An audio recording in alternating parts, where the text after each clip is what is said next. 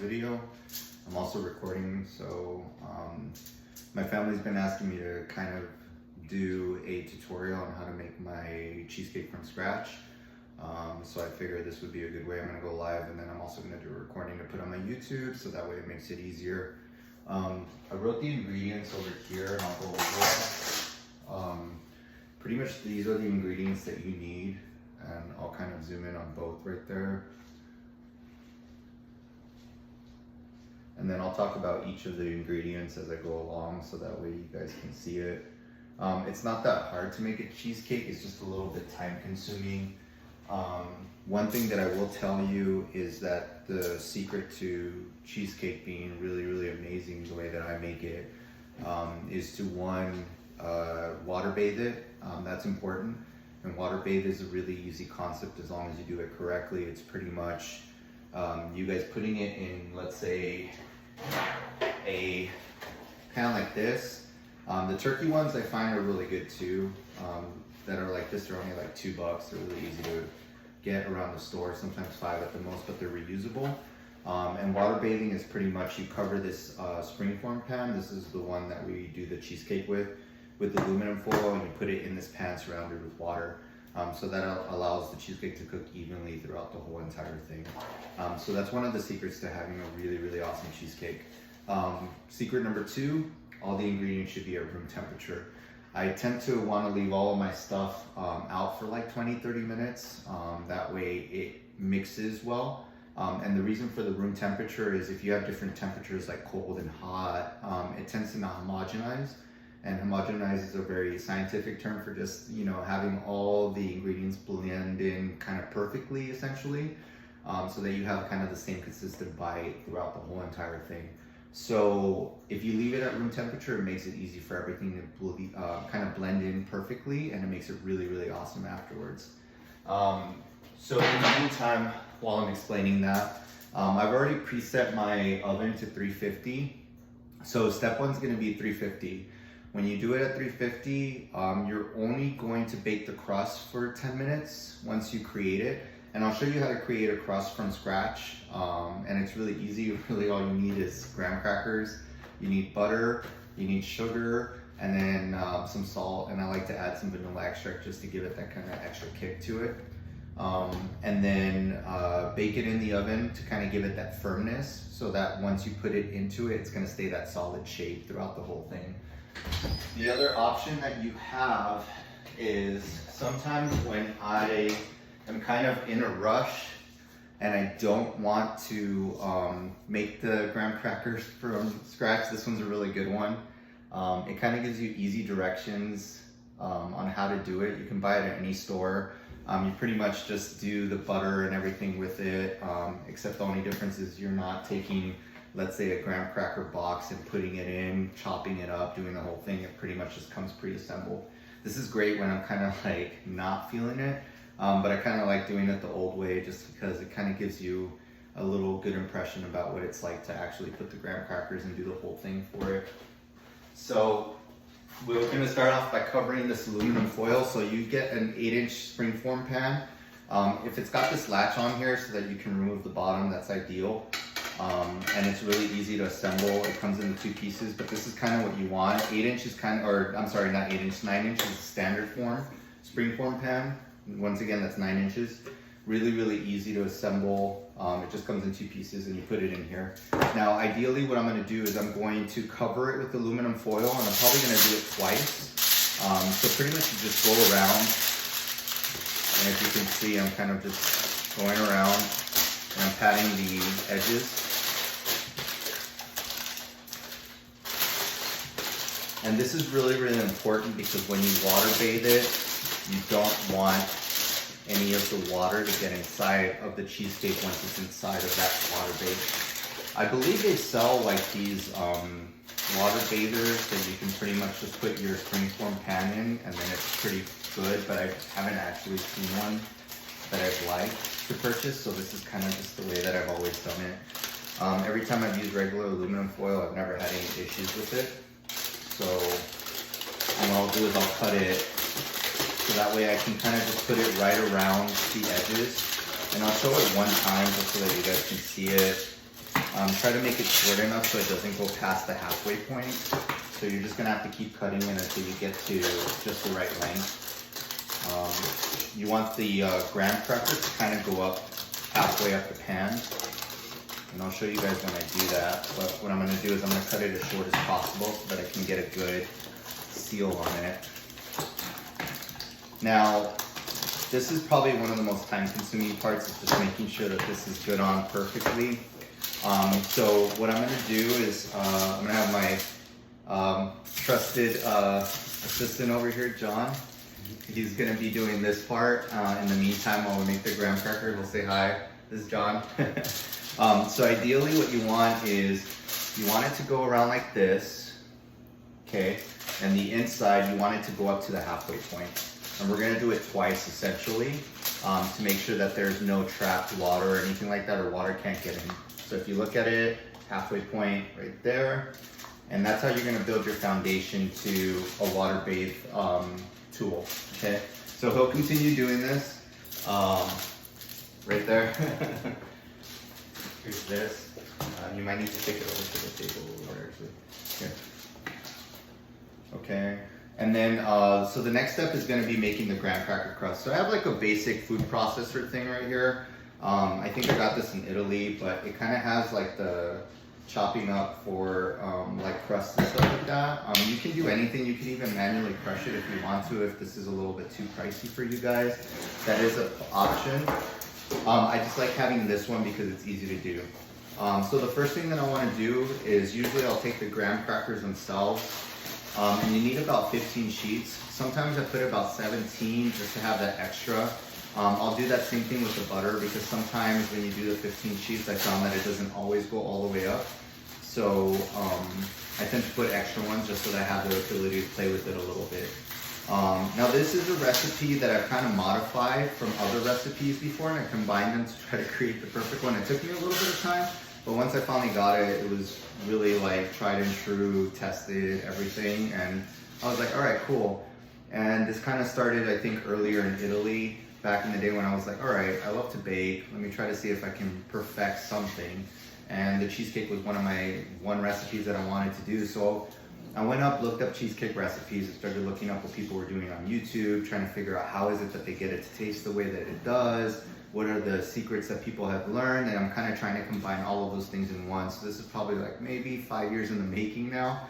And every time I make it, everyone seems to be really, really amazed by it. I think what it is that doing it the way that I do gives you the firmness of a cheesecake, but when you bite into it, it's very fluffy.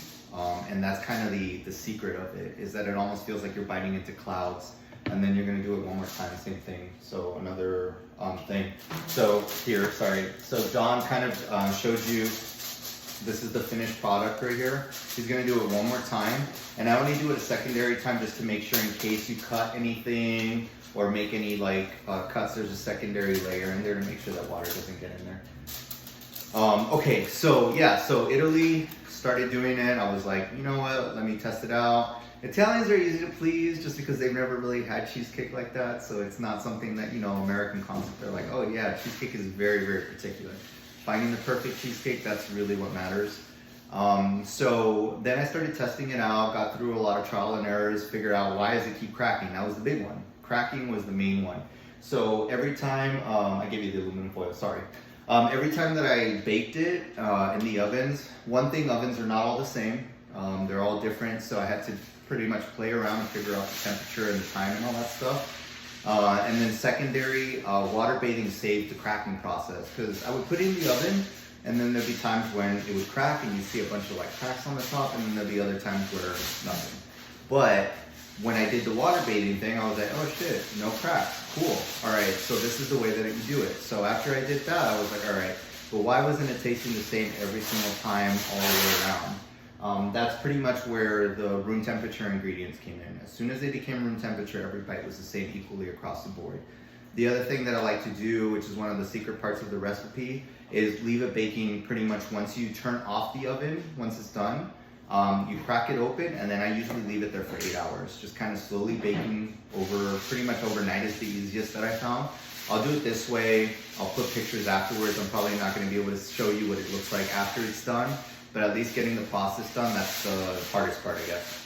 All right, so in the meantime, each one of these graham crackers are sheets right here, like these full ones, I'm sorry, right there. So usually it carries about, let's see, 1, 2, 3, 4, 5, 6, 7, 8, 9 of them. So I'll usually just cut them in half and I'll kind of put them in the processor like this. And you gotta do about 15 to 17. Ideally, I would just shoot for 17 every time, because if it doesn't go away, you know, all the way up to the halfway point, you kind of want to have that. So if you've ever seen a cheesecake, sometimes you'll see like the crust is pretty much low, sometimes it's the midway point, sometimes it's a little higher, kind of like a pie crust. I tend to make it on the halfway point, so that way you have like half graham cracker like crust going all the way around to the bottom, and then you have the cheesecake filling that you can see from the half up. All right, and then these are regular graham crackers. Some of them, the honey ones, are the ones that I like to use. You can also use the vanilla wafers. I've tried those. That's given a very interesting concept to it. So this is 10. Sorry, let me just do this really quick. 11, 12, 13, 14, 15, 16, 17. So there's like 17. So 2 of these bags from the graham cracker is 18 total. I'll just do the 18, it's fine. And then you have like 1 left. One of these boxes, you pretty much use 2 of these packets. So that gives you 18. You can be, like I said, 15 to 17. 18, sure. I mean, all you're gonna do is you're just gonna have extra crust. You just need to make sure that all the ingredients are blended correctly. So one time I tried vanilla graham crackers. Those are kind of cool, or vanilla wafers. I kind of mixed those with the graham crackers. That gave it a very interesting taste. It did make the crust a little bit spongy, and that's probably because of the way that the vanilla wafers are made. So I was like, oh, okay, this is cool, nice to try it, but I'm gonna just stick to the regular graham crackers, and those work best. The other things that you can use again are Oreos. You can combine the 2 or just make a graham cracker crust full of Oreos. That's another way, and that's really easy. You're pretty much just replacing this for the Oreo crust. And they sometimes sell it too, which makes it easy. All right, so processor, super easy. Close it, and then just go on low. And just make sure that you blend it enough so that way when you're blending it, it's got like fully cut up, you know, graham cracker, and you've got those big chunks in there. You can also do pulse. That works really well as well, so that you mix it perfectly. And if you look, it's pretty, I'll show you once I'm done.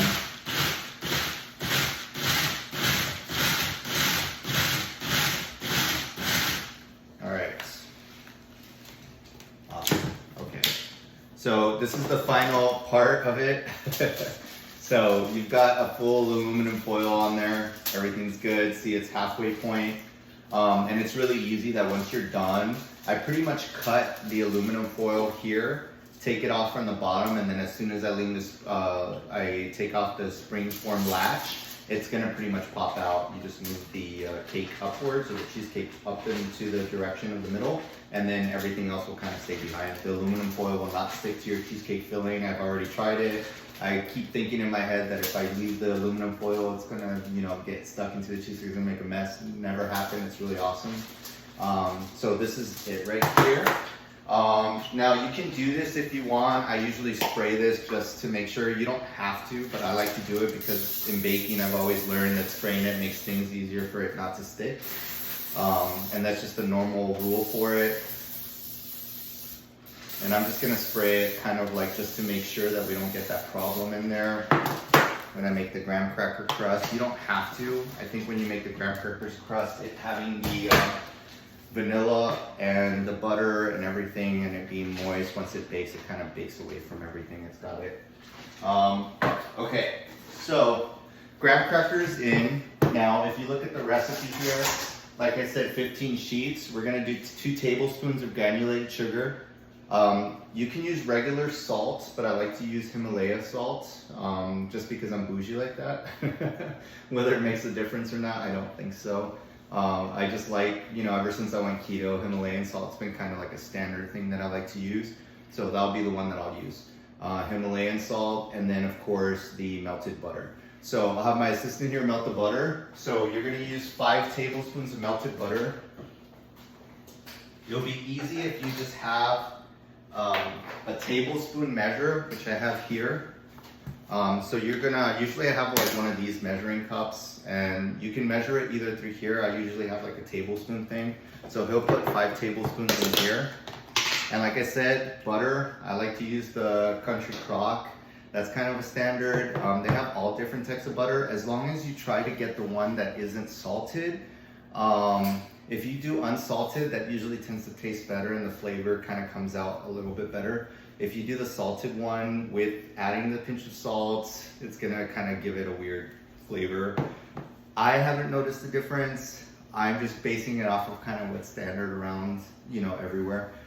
So again, 5 tablespoons of this guy. Since we added technically a little bit more sheets, we're gonna, instead of doing 5, I'm gonna do 5.5, just because I'm offsetting for the amount of graham cracker that I put, okay? So while he works on that, I'm gonna take the granulated sugar that we're gonna use, and again, you can use the standard one, so easy, and then this is the Himalayan salt. You could use kosher salt as well, but still, salt and all the same to me. For 2 tablespoons, we're gonna wait until he's done with that guy, and then the pinch of salt, you literally is as easy as you just kind of beating it on low. Sorry. There. And then usually just take the pinch and you just put it in there while it's going in there. Like I said, I'm offsetting it, so I'm kind of doing 2 pinches. Okay. Can you watch this? And then what you're gonna do is you're gonna put this in the microwave and just melt it.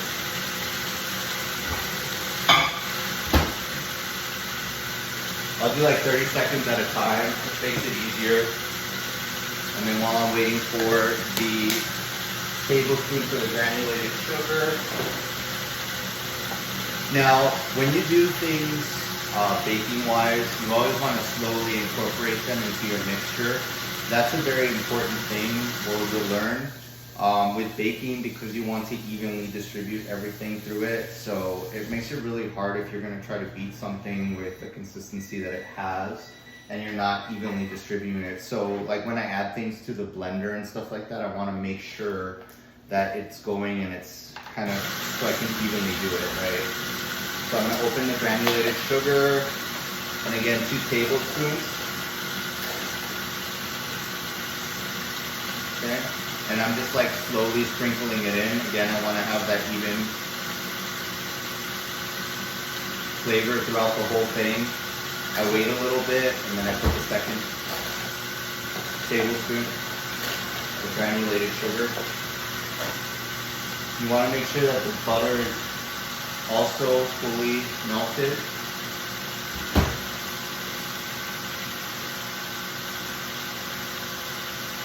Okay. Now, something that they don't tell you in cheesecake recipes, something that I've tried and I actually enjoy in my cheesecake, is I like to add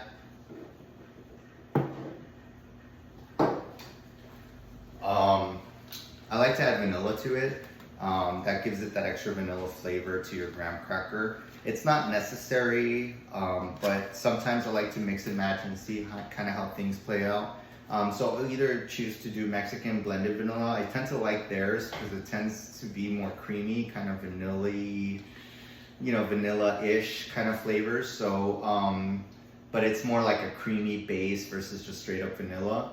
And that's the Mexican one. And then sometimes I'll throw in coconut extract. That's another cool, like if you want to give it a different dynamic that's not used to the flavors or anything like that. So I'll tend to use Mexican vanilla. And then for that one, I usually use half a tablespoon, okay? And then pretty much what I'll do is I'll just pour it in there, and I'll start it on low, and then I'll slowly add it, because as soon as I start adding the liquid to it, obviously the consistency is gonna get a little bit more firm when it comes to the graham cracker crust. So that's why you wanna do it slowly. Okay, and that was a half a teaspoon. I did add that recipe on there. I don't want to do the full tablespoon this time just because I kind of don't want you guys to get used to that when it doesn't really call for that recipe. Here goes the tablespoons of butter. 5, I added 5.5 just because I'm doing extra sheets in there. And I'm going to slowly incorporate it into the mixture. Now you might have to stop at a certain point just to mix it because the processor tends to catch the graham crackers at the bottom. So, and then what I'm going to do is I'm going to have my assistant look at the comments because I can't really answer questions if they're being asked. So just, you'll look right now, sorry, I'm kind of like multi, but I can't really read these comments and stop at the same time.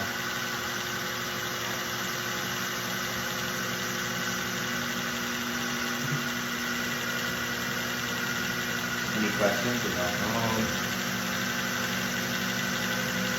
Well, Rico wants to call you a fatty. And then, someone just called me a fatty. That was my close friend. So yeah, so this is the reason why you have to like go in and mix it, just because you'll get like the trapped dry stuff in there.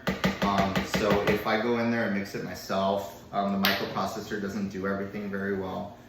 And all I want to do is I want to like make sure that I incorporate all the dry mixture in there too, because this is going to be the consistency is going to be very like doughy. And again, this could be the reason why. So because if it comes out too doughy because I added a little bit too much butter, that's an easy fix. All you have to do is add extra graham crackers. And all you're doing is you're kind of changing the consistency to match what you want it to do. Okay, so in this case it did come out a little bit too doughy, so that's fine. But that's an easy fix, and I'll show you how to fix it just because this is a great learning lesson, especially when a lot of people don't know how to fix certain things.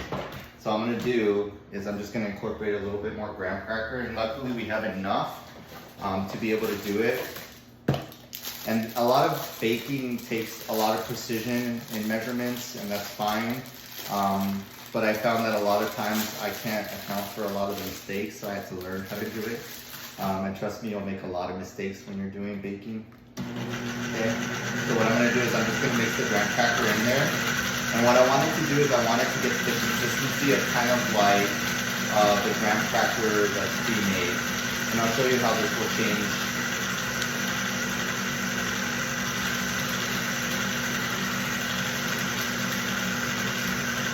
And I'm adding 2 sheets just to get that consistency.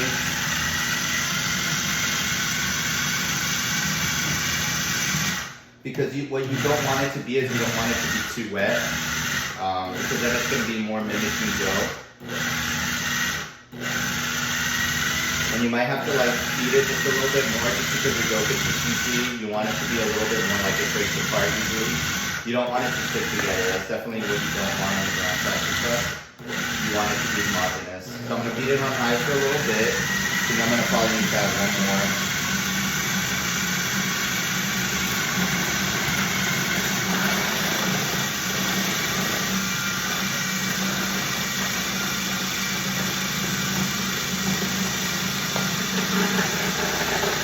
Okay, looks like we're finally getting somewhere. That's good. So that's exactly the kind of consistency that I want it to be. I want it to be kind of in the middle of doughy and crummy. So what we'll do is we'll just mix it in by hand just to make sure that everything is evenly in there. Now sometimes this is the only thing I don't like about the blade for the processor when you're using this one specifically, because things get trapped underneath it and then you have to go in and manually do it. So, oh well. If they had just one for making crackers like that would be easier. And if you look at the way it's turning and you see kind of like it's more like it's kind of flowing like sand almost, that's exactly the consistency you want it to be in. Not the doughy one that you saw earlier. I'm pretty sure if you look back at the video, you'll be like, oh yeah, this is kind of really doughy. Okay, cool. So now, once we're done with that guy, we're gonna take it and we're gonna essentially form a crust from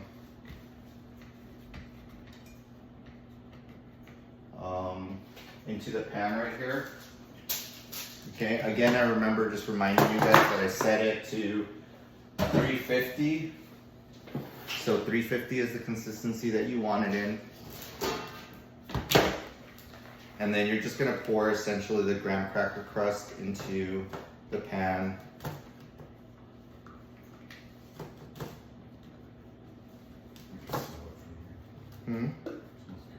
Yeah, my assistant is saying that it smells good.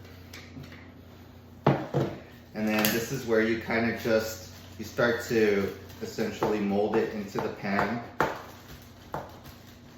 And you want to make sure that you equally mold it to every single part of the pan. And the reason for it is because you want to make sure that it has an even crust along the way. So if you don't do that, then you're gonna have like these weird lumpy parts or like a lot of crust in certain parts and stuff like that. Okay, so in the meantime, what I'm gonna do is I'm gonna have him finish this up. So essentially just evenly mold it, and then you want it to come up to the top like this, to the halfway point. And you can mess around with it, but like if you see, you just kind of go like this. See that? And then you want to make sure it goes up to the halfway point. And then the rest you just want to see that? What I'm doing? And then you want to flatten. Okay? Alright, let me just wash my hands really quick.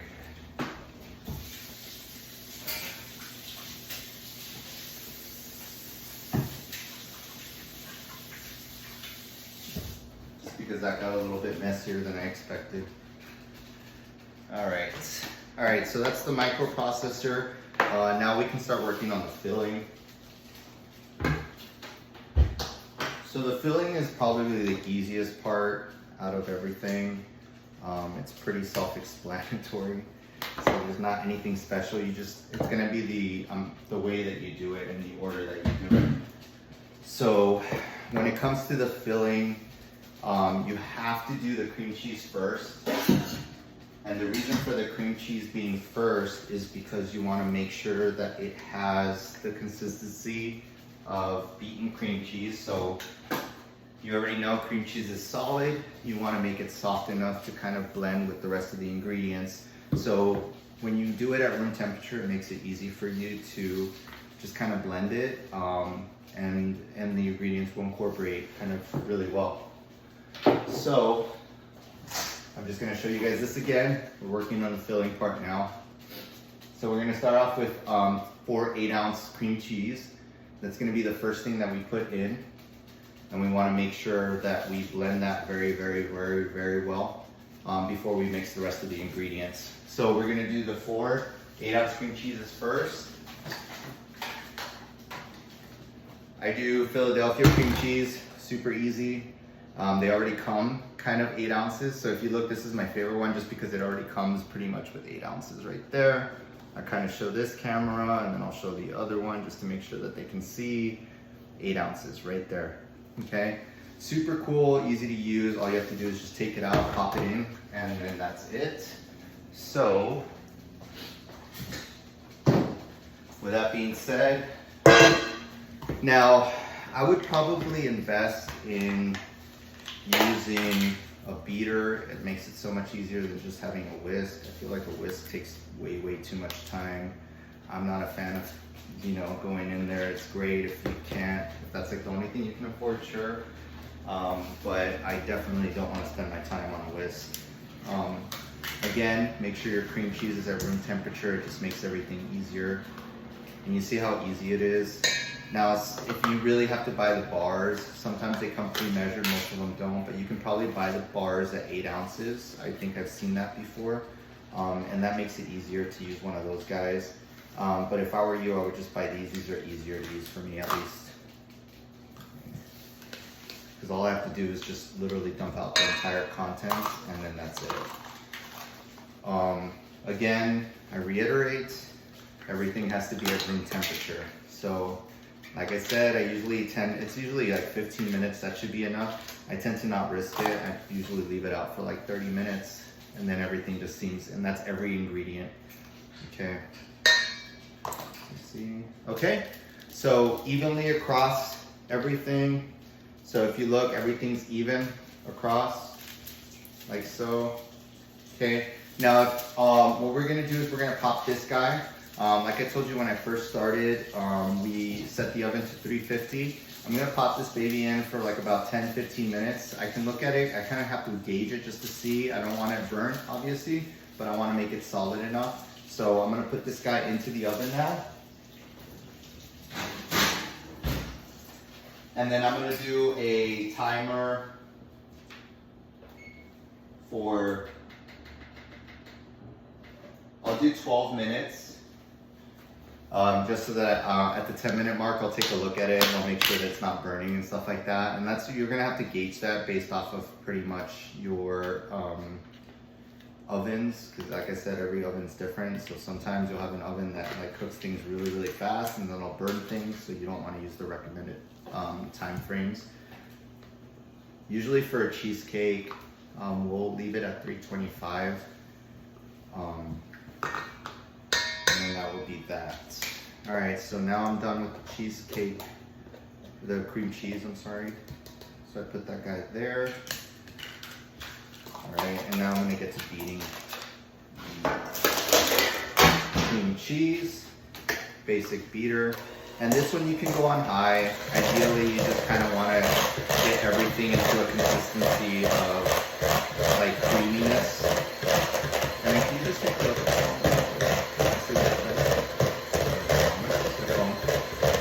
someone's saying something, I just can't do it.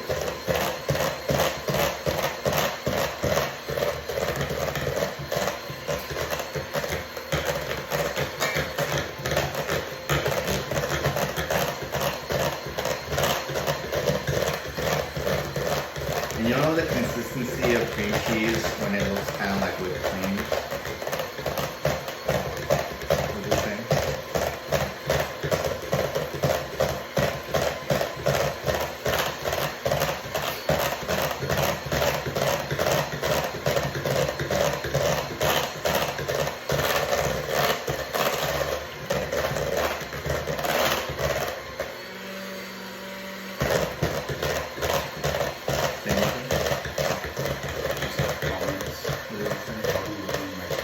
Huh?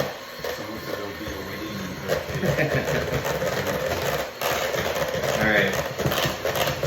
So I pretty much beat it for like about a minute or so. You can see the consistency. I'm probably gonna do it probably for another 2 or 3 minutes. Just because like I said, I want that creamy cream cheese consistency. Beating it on high is fine. It's when you start incorporating the other ingredients. So in the meantime, I'll have my assistant start doing the ingredients. So what we're gonna do is we're gonna do the salt and the vanilla first. So if you could take a 1/4 teaspoon of salt, there should be 1/4 in there. And I like to do the salt first before I do, so the dry stuff I like to do first, just because that's a little bit more harder to incorporate into the mixture when it's all liquidy. So that gives me the ability to kind of sprinkle it in every different direction. So we're gonna do 1/4 of the Himalayan salt. Like I said, you can use regular salt. I prefer the regular salt more than the Himalayan. I mean, I prefer the Himalayan more than it's the other way around than the regular salt, but I don't think it makes much of a difference. I like it, like I said, when I went keto, that's the reason why. It's not necessary to have Himalayan, you can use regular salt. It might be a part of me being bougie.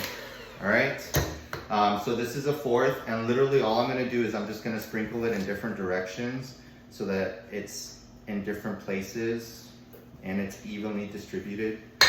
Okay, and then we're gonna grab a tablespoon of vanilla, or you can use at this point coconut extract. This would be the time where coconut would be kind of fun to play away with the filling. I'm not gonna do that, I'm gonna use vanilla just because vanilla is the standard for a original New York cheesecake. So I don't want to deviate too much from that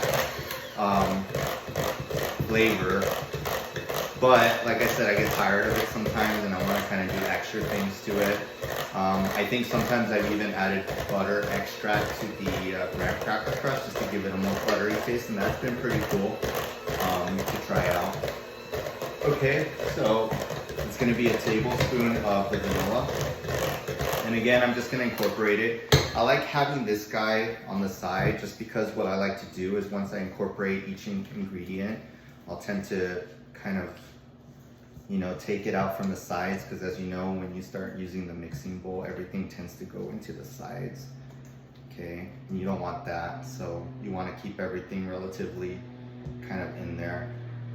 And this is why I wash my hands, because you have to do this stuff with your hands. Unfortunately, there's no other way unless I want to take another spoon. Okay, and then what you're gonna do is you're gonna kind of just drizzle it around.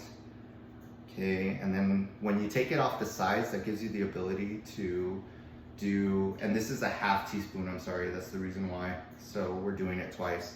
If you have just a teaspoon one, which I did, but I kind of already used it, I'm using 2 half teaspoons to make, 2 half tablespoons, what am I saying, teaspoons, sorry.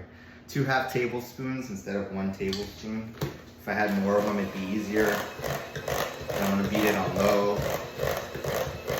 Okay, now comes my favorite part. Once I incorporate the vanilla into this, then we're gonna move on. As you see the sugar. And for the sugar, I put on there that we're gonna beat that on low for a minute. The sugar is a little bit tricky because I do like that one to be fully mixed in. So what my assistant's gonna do is he's gonna have the 1 1/2 cup of granulated sugar, which you can take from that measuring cup over there. It's 1 1/2 cups.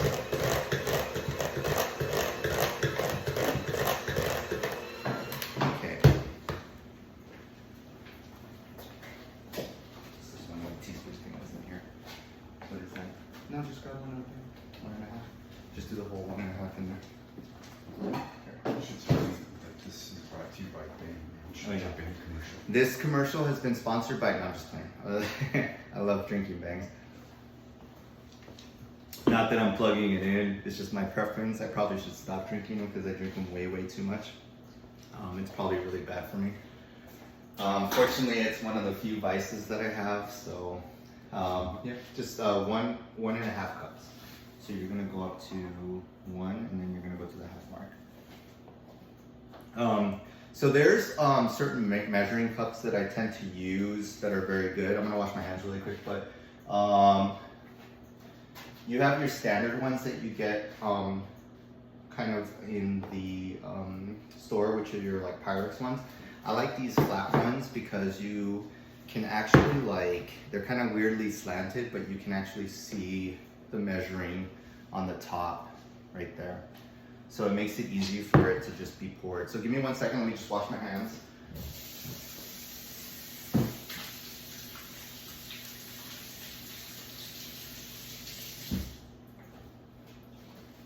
All right, so what we're gonna do is I'm gonna slowly pour this guy into the mixture, and I'm gonna do it in parts. And the reason for that is, like I said, I'm a big fan of equal distribution of flavors. So I don't want to pour it all at once. I know it's probably more timing, more consuming with your time because of doing this, but like I said, every bite, I want it to have the same exact flavor. It doesn't matter what part of the cheesecake that you go to. It's just one of those big pet peeves that I have. Not that you have to do it that way because I haven't really seen if you're beating it on low, it's fine. But like I said, things get stuck to the side, and like I'll show you right now, if you look, if I pour the sugar in there, it's gonna go on the top, and whether I'm getting the sides, the bottom, you won't be able to tell. So like I said, I like to kind of take out the sides, incorporate them into the mixture. So if you look now, the sides are kind of open, and then when I pour the sugar, now I'm getting into the bottom. So that's the reason why I want to do that.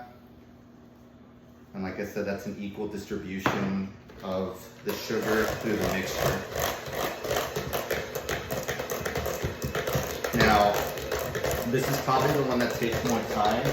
I'm at 4 minutes over there on the crust, and I'll show you guys once it's baked. Super easy. Depending on how you want your graham cracker crust is all up to you. Do you want it to be a little bit more consistency like dough? Do you want it to be more graham crackery? It's up to you guys. Either way, it's gonna be solid once you bake it for those 10 minutes, like I said. Okay. And right now I'm just working on the sugar part. That's usually the one that like takes a little bit more time. So does the egg part. Again, everything has to be at room temperature. And this is just an extra step. You don't have to do this, but like I said, this is more my neuroticness of making sure that there is the same flavor throughout the whole cheesecake.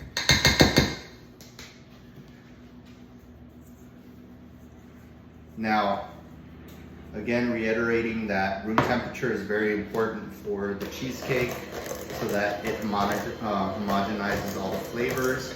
And then again, the water bathing that's going to help your cheesecake. Can you look at what it says? Sorry, just a picture.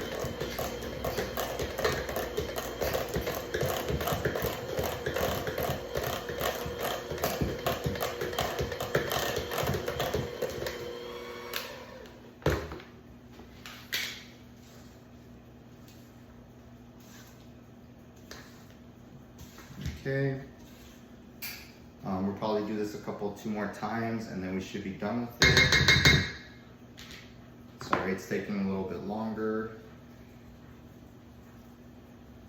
It's probably like in cooking shows when they do it, they're probably like super, everything's ready to go and then they get to pause it and do it so you guys are not sitting through the painful part of it. This is why I don't like doing it all the time too, because it takes forever. It's very time consuming to do this one. Not to mention that usually I need about a full day for preparation. That's just because I'm a perfectionist. The cheesecake doesn't normally take that long. You can actually make it pretty quick. Some people like refrigerated cheesecake where you don't bake it, you refrigerate it. That's a different recipe, but people love doing it that way just because it's faster. I like baking it just because I feel like the taste is better that way. You get that fluffy bite, like I told you, but the firmness that you need for it. Anything interesting? Someone wants to know, since when can you cook? I've never been able to cook, actually. I'm able to bake. I'm not a cooker by all means. I hate cooking with a passion, but I do love baking, which is a whole different thing. I think I've found that a lot of people are usually one or the other. Either they really, really love baking or they really love cooking, but they usually don't like doing both. And I'm kind of one of those people that I'm more of a baker than I am a cooker. I hate cooking. Cooking is very much freestyle. Give me 1 second, let me check the crust really quick.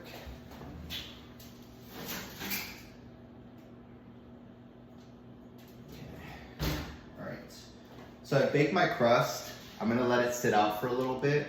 And then I'm gonna move the oven. I'm sorry, I'm just looking right there. Crust is baked. And then what you're gonna do is you're gonna lower your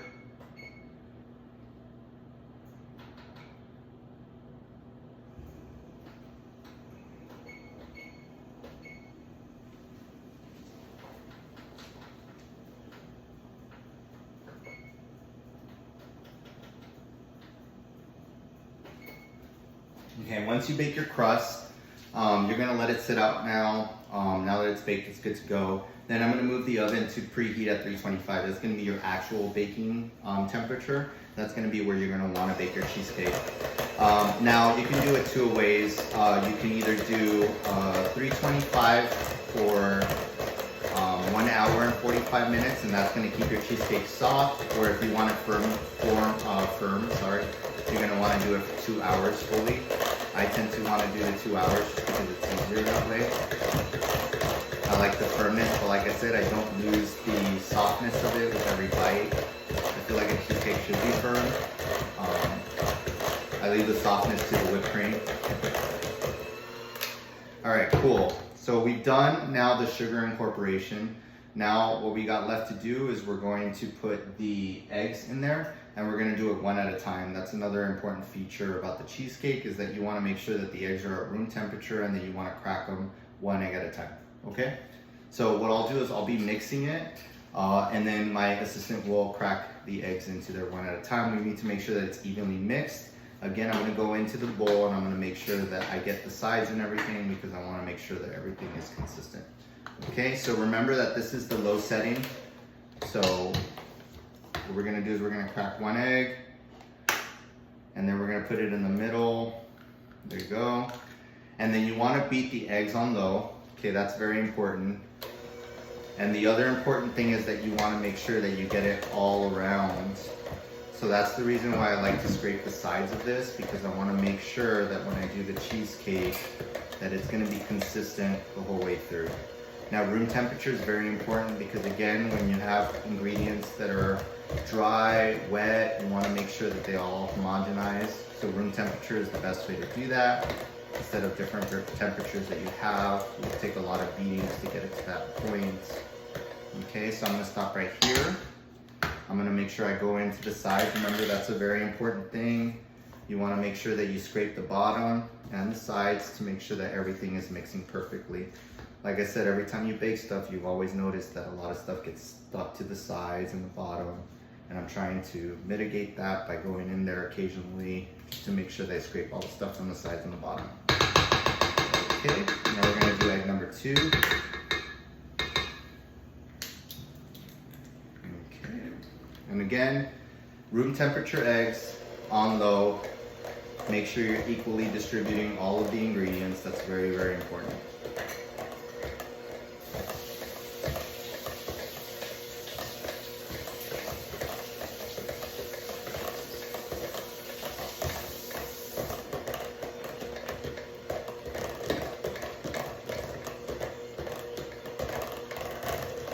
So like I was saying earlier, there are people that like cooking and there are people that don't. I am a fan of baking. I think, like I said, I was saying earlier, baking is a very, very different thing than cooking. Cooking, you can freestyle everything, you kind of taste flavors and you're basing off that. Baking is usually very exact, and usually if you're trying it out for the first time, chances are it's not going to come out as perfect as it needs to be for the first one. Okay? But that's the reason why everything's measurements. When it comes to baking and everything is certain processes, you have to follow it exactly as it goes. You can very little times play with certain things when it comes to baking, just because you might mess it up and learn by trial or error that certain ingredients kind of cause things to either overbake, underbake, not mix in properly, not get the right shape. So baking is very, very set, kind of like math. Cooking, on the other hand, is very much flavor-based. You get to cook stuff and you get to be like, oh, okay, let me play around with this flavor. Let me see if this makes it better. I can't do that.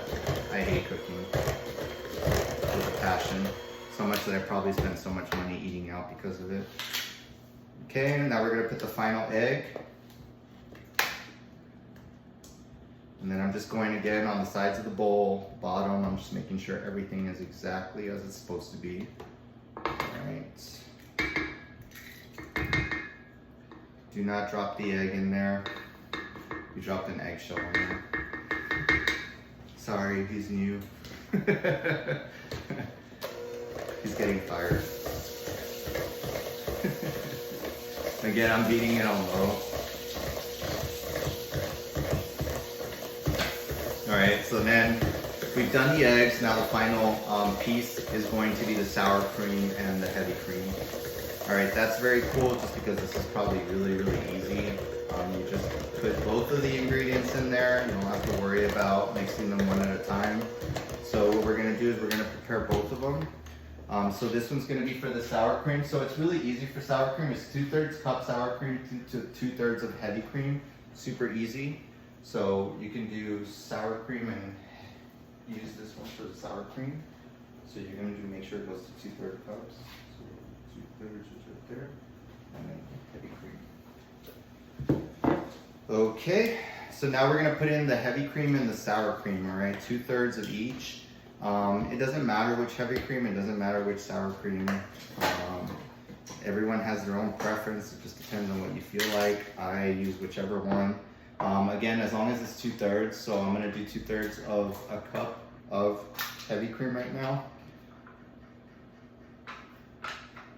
And then 2/3 of the sour cream. Okay, I'm just gonna make sure it's on the level, so I make sure it's exactly 2/3. This is just a little bit more. This is probably why I should have kept it on there. Okay, just a little bit more. And like I said, the last ingredient, the sour cream and the heavy cream, you can pretty much mix that together. It doesn't need to be incorporated individually. What I'm gonna do is I'm just gonna twist the bowl, turn it around, make sure that it's good to go. Okay. And then next up is going to be the sour cream. Okay. And then that one we're gonna have to use a spatula for, because obviously the sour cream, even though it's at room temperature, it's still gonna be all weirdly sticky. Okay, and that's pretty much the filling. Nothing really special with it, with the exception of those rules that I told you guys. When you're doing cheesecake filling, just make sure everything is at room temperature. That is the number one thing when it comes to the filling. The also thing is the ingredient order. So remember, you're gonna do the cream cheese and beat it until it's pretty much light and fluffy. Then you're gonna do the salt and the vanilla. Then you're gonna incorporate the sugar, okay? Finally the eggs. And then once you're done with the eggs, then you finish up with this cream cheese and heavy cream, the sour cream and the heavy cream. And this one we can beat on high for a minute.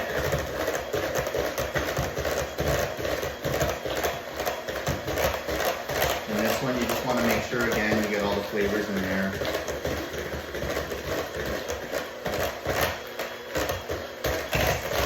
So remember, when you beat the eggs on low, I think learning from baking, if you beat the eggs on high, apparently it creates air pockets, and that's the reason why any time that you do eggs, you always do it low when it comes to the filling, or anytime you incorporate eggs into anything, you don't want those tiny air pockets. Okay, so we're finishing up now. Awesome. Okay. So what we're gonna do next is, now we're going to do the water bathing process. So what I did was, I've been boiling hot water this whole time, just to make sure that we have hot water to kind of put into the oven.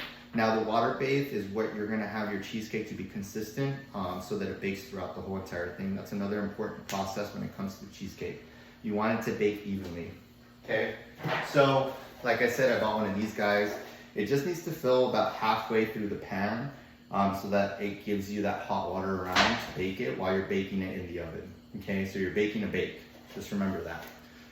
Okay, so now we have our cheesecake batter. We're gonna take our crust that we've already prepared from scratch, and what we're gonna do is we're just gonna pour the crust into, or pour the filling into the crust, I'm sorry. And it should be enough to fill all the way to the top. Now what I'm gonna do is, if you pass me that spatula, okay, I'm just gonna make sure I get every little piece of this guy in here. And this is the same spatula I was using to mix the stuff with, so I'm not mixing anything new ingredient-wise. It's the same one. And then, like, as you know, what I'll do is you'll play around with it to kind of flatten it as well, just to make sure that it's good to go, that it's not like weird or lumpy or anything like that. Okay, and then just to like pretty much evenly, just take the spatula and go around and just even it out, just so that it's like an even. Some people also like to shake it too. That's another thing that people like to do. Okay, so then now we have it. It's kind of, I'm gonna show it to you. It's kind of flat, okay? And then what I'm gonna do is I'm gonna pour it into the middle of this guy right here. And now we're gonna take that hot water and we're gonna pour it around essentially the cheesecake. Make sure you do not get water into the actual cheesecake. Please, please, that will ruin your cheesecake. It will give it the water stuff and you don't want none of that, okay? So what we'll do, I tend to not be as risky. So what I'll do is I'll just take like a cup or something and I'll pour it in there, just because I don't want to risk getting any water into the cheesecake. So I'll take like little water things like this and I'll put it around like that. It's not a lot, it just has to go halfway. But this also prevents me from pouring the whole entire thing into there and then risking getting it into the actual cheesecake. And I don't want that because you do not want water. I think someone commented. Sorry, this is the longer process. Again, I set my oven to 325. So right now it's at 325 and we are water bathing it now. Like I said, the aluminum foil is to keep the water from going into the actual cheesecake. Now, remember when I told you earlier, the baking time is going to depend on your preference. If you want it creamy, then obviously you're going to do 325 for an hour and 45 minutes. I tend to stick with 2 because I do love the firmness of a cheesecake. So just remember that. Cheesecake firm is really good. I tend to like it that way. I don't know about other people's preferences. Okay, we're halfway now. And I'll kind of show you guys a little bit just to see what it looks like. This is a water bathe again. And the reason for halfway is you don't want it to bubble up or anything like that. Super easy. I'll just do a couple more on this side and then we should be good to go. There we go. Okay, so now we are done. And if you look right here, I'll kind of move it closer so you can see. Now this is a 2-man job. I usually don't recommend doing this with one person because this aluminum stuff is very flimsy. It's going, with the heaviness of the water, it's going to cause it to essentially fall on one side. So please, please, please have a secondary person to help you put it into the oven. Make sure it's on the middle rack, obviously, in the center. The water bathe is this exactly. You cover the springform pan with aluminum, as you can see. And you see the water that's around to the halfway point, it's pretty much gonna bake the whole entire cheesecake evenly through the 2 hours. And that's the reason why water bathing is a preferred method than just putting it in the oven and baking it like that. Okay, that's how you get that primo cheesecake. Now, I'm gonna put it in the oven. Obviously, you guys are not gonna see it. I'll post pictures after it's done. So some finishing notes on it is that usually what I'll do is after the 2-hour mark at 325, I'll crack open the oven. I'll leave it kind of baking there with that crack for about 8 hours. If you don't have that kind of time, you don't need to do it for the full 8 hours. You can do it for 4, you can do it for 2. It's up to you guys, it's depending on your time. I just don't take any chances, so that 8-hour slow bake is just something that I like to cool it down. Once I take it out, I'll foil it essentially from the middle, kind of open the little latch for the springform, and it should come out perfectly. And then what I'm gonna do is I'm gonna refrigerate it for 2 hours and then you are good to go. That's all you need. So once you have it for 2 to 3 hours in the refrigerator, you serve it. I'm gonna make some heavy, not some heavy, but some whipped cream from scratch. That's what I usually like to do. Sometimes I like to use some of the chili jelly, so like Serrano pepper jelly, and I'll mix that in with some strawberry jelly and some grape jelly. I'll tend to make it till it's uniform, and then what I'll do is add just a little bit of more sugar, and then I like to put that on top of some strawberries. That's just to give it that extra spice. It's something that I've learned that looks really, really amazing with the cheesecake. Other than that, if you guys have any questions, once I post a picture of the cheesecake on there, on my feed, you guys can see what it looks like after it's done. It's gonna be amazing. This is how I get to a perfect cheesecake, and I hope you guys enjoy the video. Thanks.